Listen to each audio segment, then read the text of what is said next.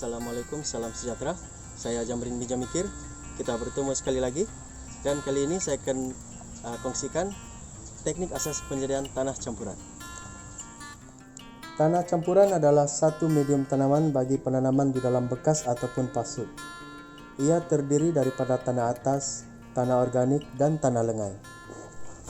Tanah atas adalah lapisan tanah yang paling atas, biasanya berwarna coklat kehitaman karena perebutan daun dan bahan organik seperti kayu.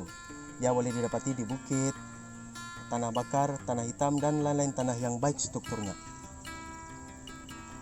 Manakala tanah organik pula merupakan bahan organik yang membekalkan nutrien dan membekalkan air dalam campuran. Bahan organik juga membolehkan makanan kepada mikrobakteria yang baik di dalam tanah. Contoh bahan organik adalah tahi ayam proses, bajak kompos ataupun kokopit. Seterusnya adalah tanah lengai. Tanah lengai merupakan bahan yang tidak mudah bertindak balas dengan tanah dan bahan organik. Pasir adalah merupakan salah satu bahan lengai yang boleh digunakan. Selain daripada tanah organik yang saya terangkan tadi, kita juga boleh menggunakan media tanaman lain seperti sphagnum moss atau lebih dikenali sebagai peat moss. Dan juga media tanaman seperti kokopit. Oke teman-teman, seterusnya saya akan tunjukkan kaidah penyediaan tanah campuran. Dan kali ini saya akan menggunakan nisbah 3:1, yaitu 3 tanah atas,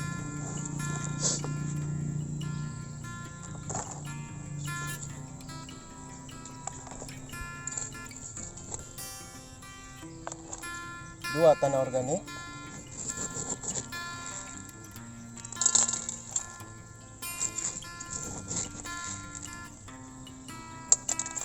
dan 1 tanah lengai. Dan apa yang perlu kita lakukan adalah kita gaulkan sehingga sama rata ataupun sebati. Nah, macam rancangan masak-masak ya teman-teman. Gaulkan sehingga sebati 3 tanah ini tadi.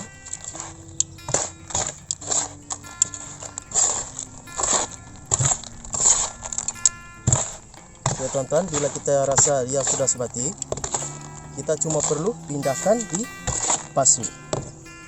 Kaidah ini adalah untuk penanaman sayur ataupun bunga di dalam pasu. Kita cuma pindahkan ke dalam pasu. Dan teknik asas penyediaan tanah ini sebenarnya adalah amat ringkas dan bahan-bahan sangat mudah didapati, teman-teman.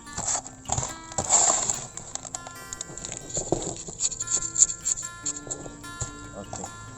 Dan ini adalah contoh kita menanam sayur di pasu dengan menggunakan kaidah penyediaan tanah yang saya lakukan tadi, teman-teman. Kita boleh tanam sayur di dalam pasu menggunakan kaidah penyediaan tanah yang ringkas tadi.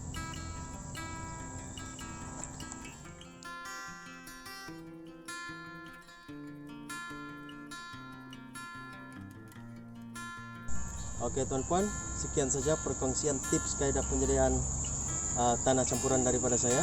Saya harap serba sedikit dapat membantu Anda untuk menyediakan tanah campuran sendiri. #kita jaga labuan, Jabatan Pertanian Hebat. Assalamualaikum.